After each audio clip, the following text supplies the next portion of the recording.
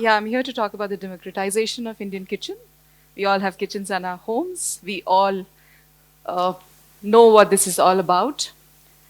Like the introduction said, is my voice clear now? Like the introduction said, I was born in a village in Bihar in Siwan, and I was raised in Ranchi, which is now the capital city of Jharkhand, in a joint family of over 20 people, which meant the kitchen was always running, the women were always at work, and which also meant that there was a clear hierarchy of who would be served the food first. Obviously, the primary breadwinner, the patriarch of the family, would be served first, and then everybody who had to go to work, which meant men of the family, and then children, because they would have to go to school. And then came women who were constantly toiling in the kitchen, making hot chapatis after hot chapatis for everybody, would end up not having either dal or sabzi or ghee was, well, far fetched for them. And that's how lives ran. So the women who were taking care of the families were the ones who were deprived of nutrition and nourishment. I had my grandfather as the patriarch of the family, who I loved dearly. He was also somebody who instilled a lot of right value system in me. But there was this one particular thing about him. When he had to be fed, he wanted his rotis to be freshly made.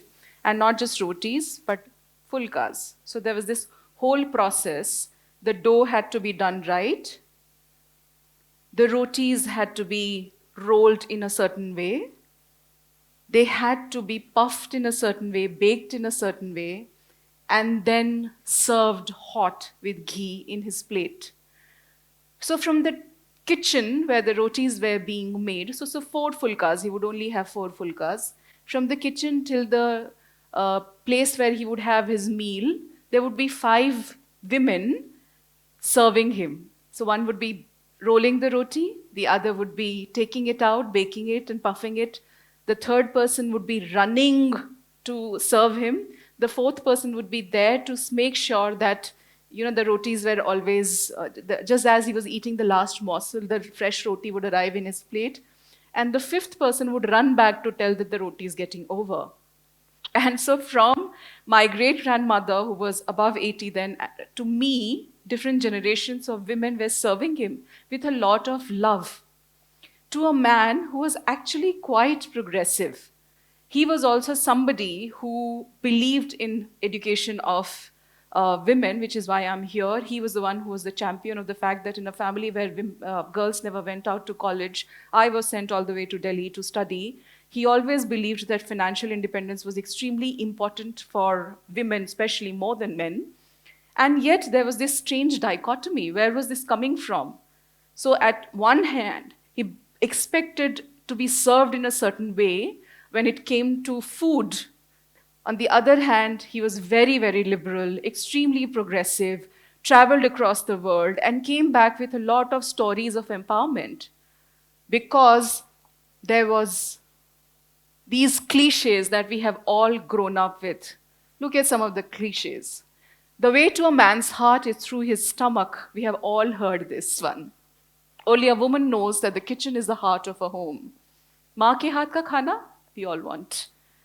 The state of the kitchen reflects the state of a family, a very oft repeated thing that I grew up hearing. And then, happy marriage means the husband is the provider and wife is the caregiver. You think this is the reality of not many homes because we live in a developed country now. Things have changed. There's 50% representation of women and men here. But do you think these cliches have really broken? We really should introspect and see. Kitchen doesn't just mean cooking. Kitchen means cleaning, scrubbing, mopping, mending, groceries, also deciding what is to be cooked.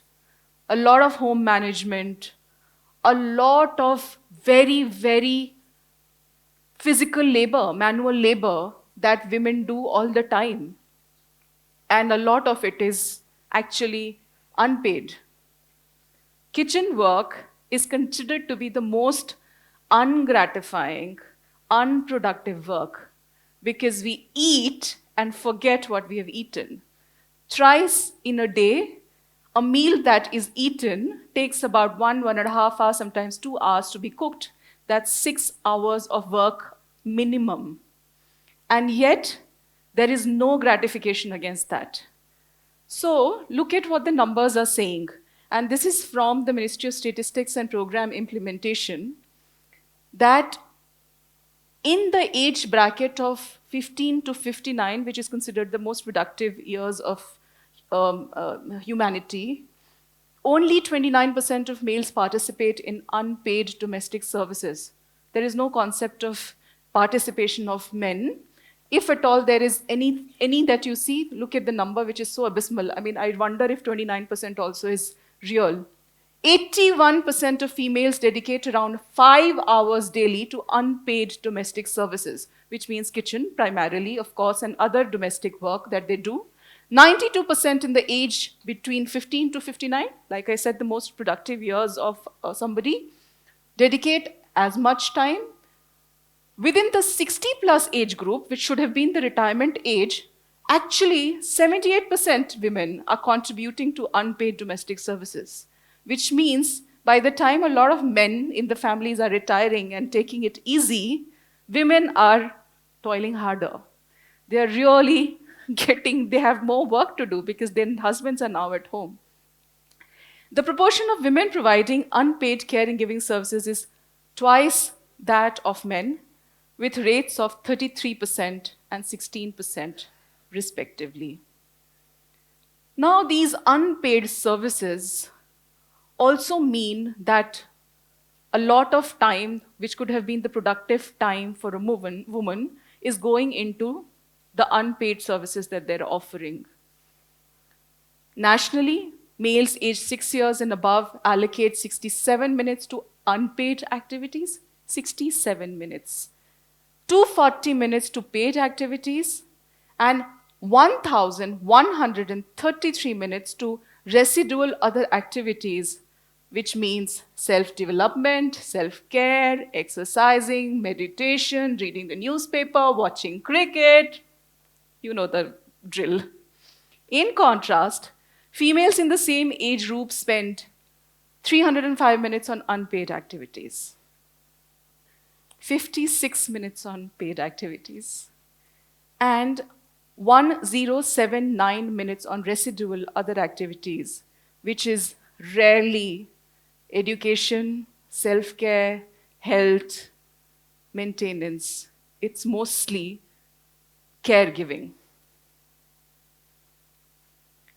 Now, if women spent only 1/4 of the time in paid activities as opposed to men, what does it really mean for our country? It means lower participation of women in the employment sector.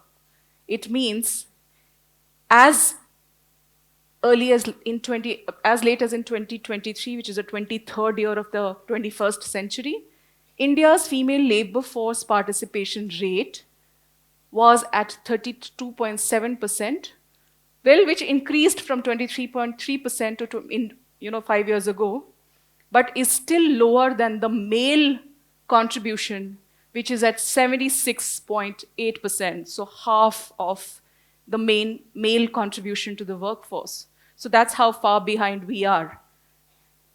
And, well, there is a very interesting fact here. Why am I talking about women participation in the labor force?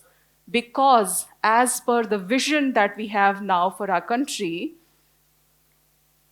if we have to achieve a $30 trillion economy by 2047, which is 100 years of our independence, India needs to add 145 million more women to its workforce.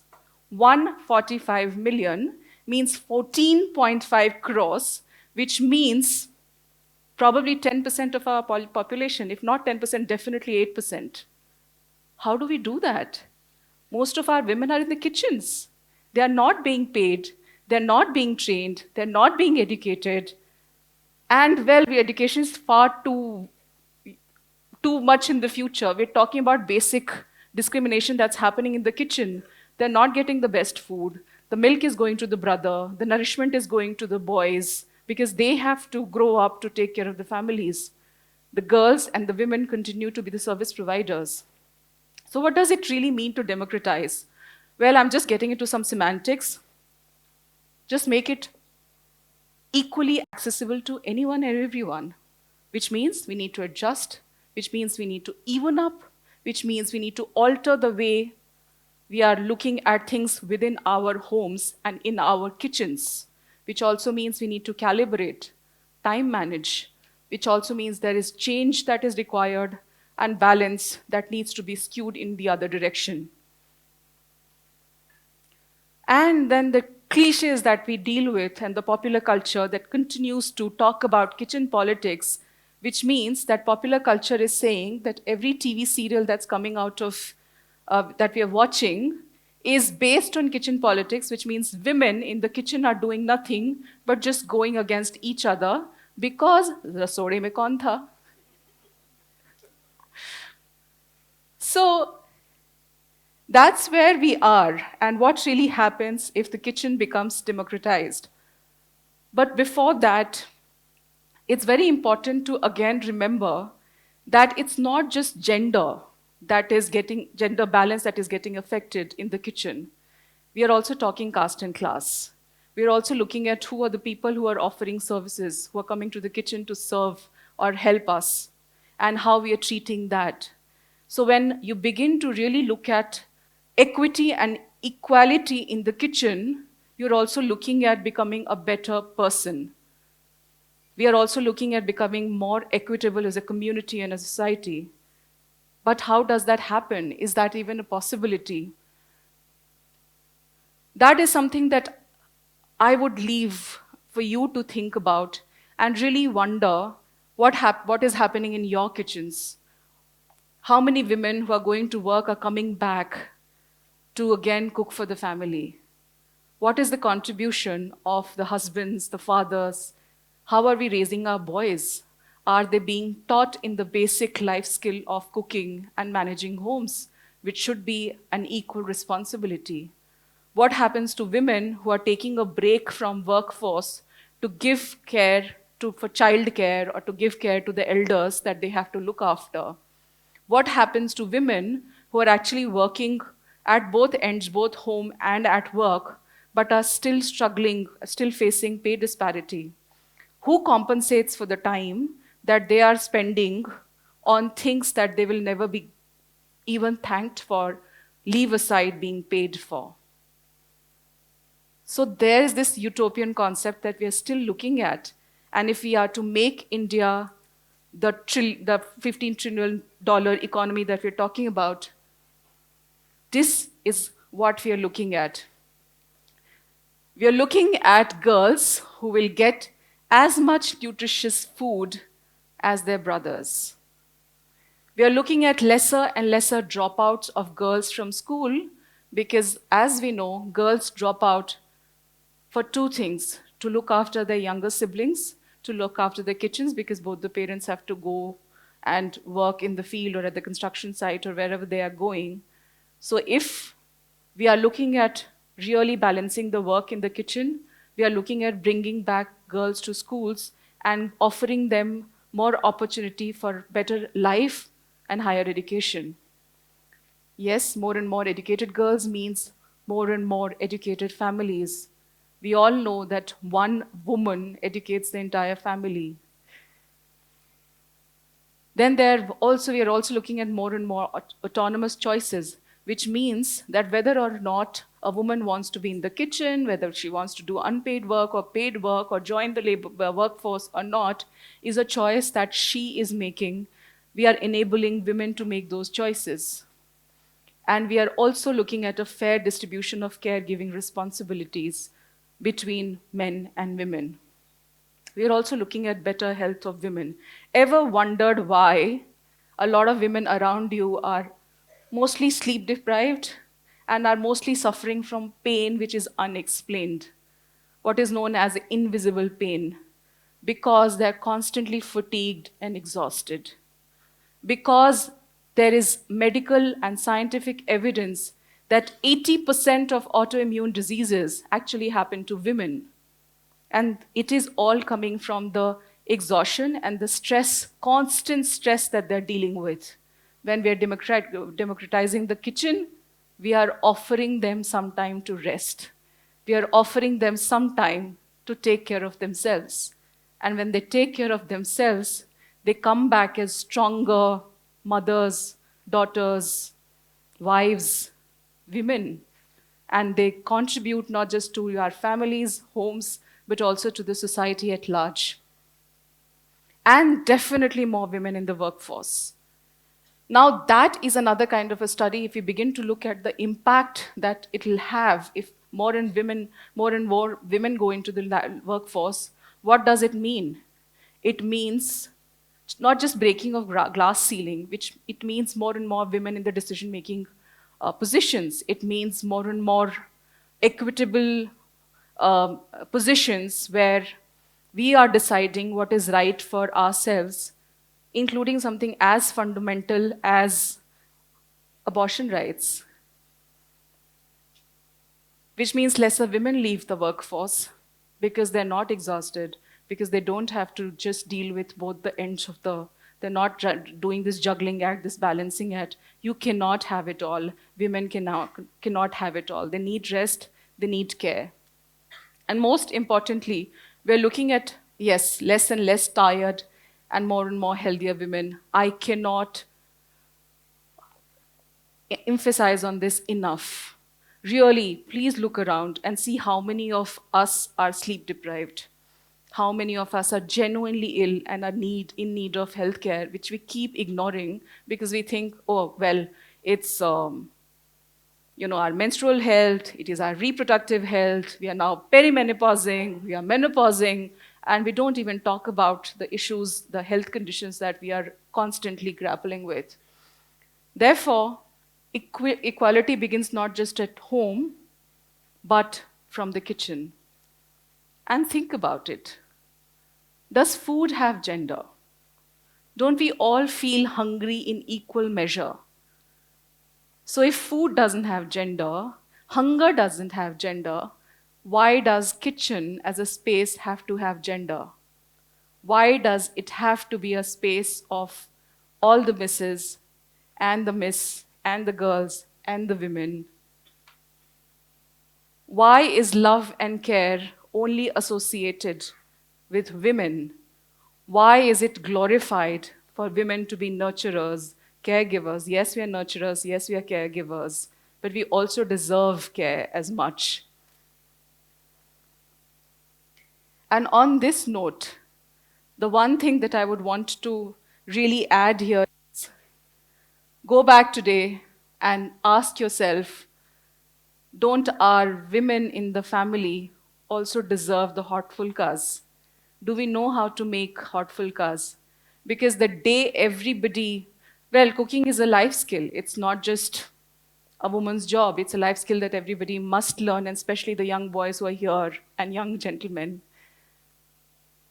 The day we begin to actually serve hot fulkas with as much love to the women of our families, that will be the day the kitchen will be democratized, and that will be the day when we will be looking at real liberation, real empowerment of women.